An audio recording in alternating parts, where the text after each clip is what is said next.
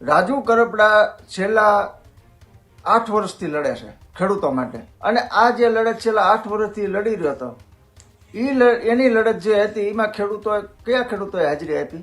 રાજુ કરપડા આવશે, પણ ક્યાં આવશે કે એને તમે જે ખેડૂતો છે એનો ફોન નંબર ચાલુ છે, એનો ફોન કરવો. ખેડૂતોને અમારો પ્રશ્ન છે કે તમે રાજુ કરપડાને કેટલી સભાઓમાં કેટલી લડતમાં તમે હાજરી આપી છે? રાજુ કરપડા સાથે જે ખેડૂતો જોડાયેલા છે અને જે ખેડૂતો રાજુ કરપડાને સપોર્ટ કર્યો છે ત્યાં રાજુ કરપડા અડધી રાતે સપોર્ટ કરશે.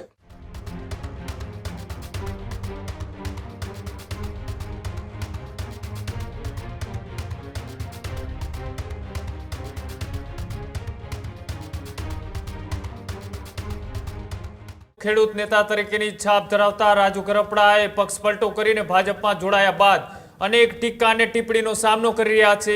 રાજુ કરપડાના મૌન અંગે અંતે કાકા રામકુ કરપડાએ પણ મોટો ખુલાસો કર્યો. રાજુ કરપડા વિશે સોશિયલ મીડિયામાં ચર્ચા થતા રામકુ કરપડાએ આપી પ્રતિક્રિયા. રાજુ કરપડા અડધી રાતે પણ ખેડૂતો માટે ઊભો રહ્યો છે એવી વાત તેમના કાકાએ કરી. 8 વર્ષની લડતમાં કયા ખેડૂતોએ રાજુ કરપડાને સાથ આપ્યો તેવો પણ સવાલ કર્યો છે. રાજુ કરપડાને ફોન કરો, રાજુ કરપડા તમારી મદદે આવશે તેવી વાત પણ રામકુ કરપડાએ કરી. ખેડૂતોને પ્રશ્ન છે કે તેઓ કેટલી સભામાં રાજુ કરપડાએ કરી હોય તેમાં તેઓએ હાજરી આપી અને રાજુ કરપડાની લડતમાં કેટલી વાર સાથે ઊભા રહ્યા. આવા આકરા સવાલો જે ટીકા અને ટિપ્પણી કરે છે તેની સામે રાજુ કરપડાના કાકા રામકુ કરપડાએ કર્યા છે.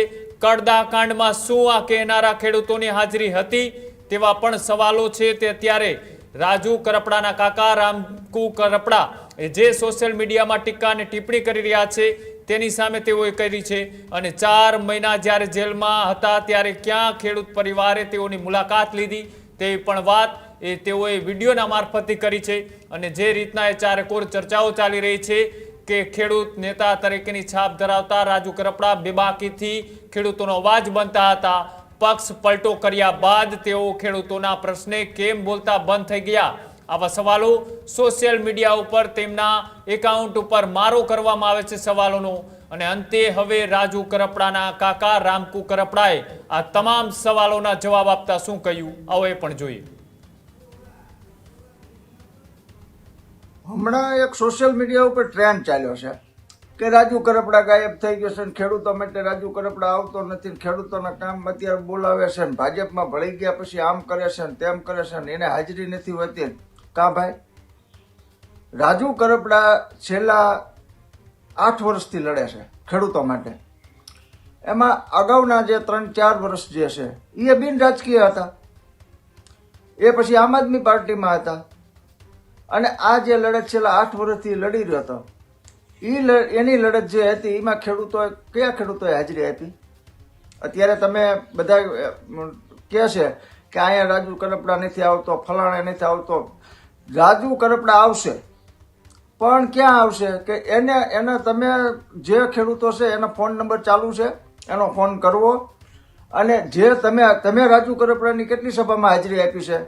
ખેડૂતોને અમારો પ્રશ્ન છે કે તમે રાજુ કરપડાને કેટલી સભાઓમાં કેટલી લડતમાં તમે હાજરી આપી છે? નહીં તો હાજરી આપી નથી તો રાજુ કરપડા નવી રોષ જ તમારે ત્યાં આવે. રાજુ કરપડા સાથે જે ખેડૂતો જોડાયેલા છે અને જે ખેડૂતો રાજુ કરપડાને સપોર્ટ કર્યો છે ત્યાં રાજુ કરપડા અડધી રાતે સપોર્ટ કરશે. કોઈ પણ પક્ષમાં હોય સપોર્ટ કરશે, એની લડત લડશે, વળતર પણ અપાવશે અને બીજા જે ખેડૂતો છે એના કરતાં દોઢું વળતર અપાવશે એટલી તાકાત ધરાવે છે. અત્યારે રાજુ કરપડાની ખોટ પડે. કડદા કાંડ જ્યારે બોટાદનો કર્યો ત્યારે તમારી હાજરી હતી, અને જે હાજરી હતી જે ખેડૂતો 85 ખેડૂતો જેલમાં ગયા હતા અને એ 85માંથી એક ખેડૂતનો ફોન આવે એટલે અડધી રાતે ઊભો રહેવા રાજુ કરપડા તૈયાર છે. તો આ જે અત્યારે રાજુ કરપડાની જે સોશિયલ મીડિયામાં એક આખી એક્ટિવિટી ચાલી રહી છે કે આ બોલતો નથી, કાંઈ નહીં બોલશે પણ ક્યારે? એની સાથે જે ખેડૂતો હતા એ ખેડૂતો જ્યારે એને ફોન કરશે ને તેથી રાજુ કરપડા આવીને અડધી રાતે ઊભો રહીને બોલશે. સરકાર સામે બોલશે, બે ધડક બોલશે, બે બાક બોલશે. પણ રાજુ કરપડાના એક પણ કાર્યક્રમમાં આપણે હાજરી આપી ન હોય અને પછી આપણે કોમેન્ટો કરતા હોય ને આપણે જે વિડીયા મૂકતા હોય ને આપણે જે મીડિયા સામે બોલતા હોય તો એવા ખેડૂતો સાથે રાજુ કરપડા નહીં જોડાય અને નહીં બોલે. જે જરૂરિયાત છે જે ખેડૂતોનું છે, 4 મહિના રાજુ કરપડા હતો, 4 મહિના રાજુ કરપડા કયા ખેડૂતોએ એના કુટુંબીજનોની મુલાકાત લીધી? કયા ખેડૂતોએ જેલ ઉપર જઈને રાજુ કરપડાની મુલાકાત લીધી? એક પણ નહીં. અને જે ખેડૂતોએ મુલાકાત લીધી છે, જે ખેડૂતોએ એના પરિવારજનોની મુલાકાત લીધી છે, એ ટોટલ અમારી પાસે લેખિતમાં છે. કોણ આવ્યા હતા, કોણ ગયા હતા, બધી આખે જે ડિટેલ છે એ ડિટેલમાં અમે સંપૂર્ણ ડિટેલ માહિતી એકઠી કરેલી છે. એટલે કોઈ પણ ખોટું પણ બોલી શકે એવી પરિસ્થિતિ પણ નથી. રાજુ કરપડા 4 મહિના જેલમાં રહ્યો અને 4 મહિના જેલમાં રહ્યો તો કયા ખેડૂતોએ પાછળ એક્ટિવિટી કરી કોઈ રાજુ કરપડાને છોડવા માટે થઈને અમે મોટું આંદોલન કરશું કે અમે આવેદનપત્ર આપશું? એક પણ તાલુકાનો ખેડૂત કે અમે આવેદનપત્ર આ ફલાણા તાલુકામાં આપ્યું, રાજુ કરપડાને જેલમાંથી મુક્ત કરો, અમારા 85 ખેડૂતોને મુક્ત કરો. રાજુ કરપડા સાથે ઘણા હતા.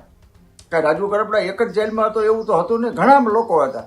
એ ખેડૂતો માટે, એ ખેડૂતના આગેવાનો માટે તમે શું કર્યું? કશું નહીં. તમે તો ઘરે જઈને બેસી ગયા. તો ખેડૂત નેતા આ રીતે તૂટી જાય છે અને તૂટી જાય છે, ખપી જાય છે અને પછી આપણે કાગારોળ કરવી છે કે અમારું કોઈ ખેડૂતોનું સાંભળતું નથી, ખેડૂતો માટે કોઈ બોલતું નથી, ખેડૂતો માટે કોઈ ખેડૂત આગેવાન આગળ આવતો નહીં. શા માટે આવે? ખેડૂતો માટે ખેડૂત આગેવાન શા માટે આવે? તમે ખેડૂત આગેવાનોને, તમે ખેડૂતોએ જ રજળાવ્યા છે. ખેડૂત આગેવાનોને, ખેડૂત આગેવાન ના છૂટકે થઈ અને અન્ય પક્ષોમાં પક્ષ બદલી કરતો હોય છે કે એની માટે અનેક કેસો થઈ જાય. એ કેસોને ખેડૂતો માટે જે લડત હોય, ખેડૂતો માટે જે કેસો થયા હોય અને એ કેસ થઈ જાય એટલે એ લોકો અમને મજબૂત થવું પડે. તમારો સપોર્ટ 4 મહિના ક્યાં હતો?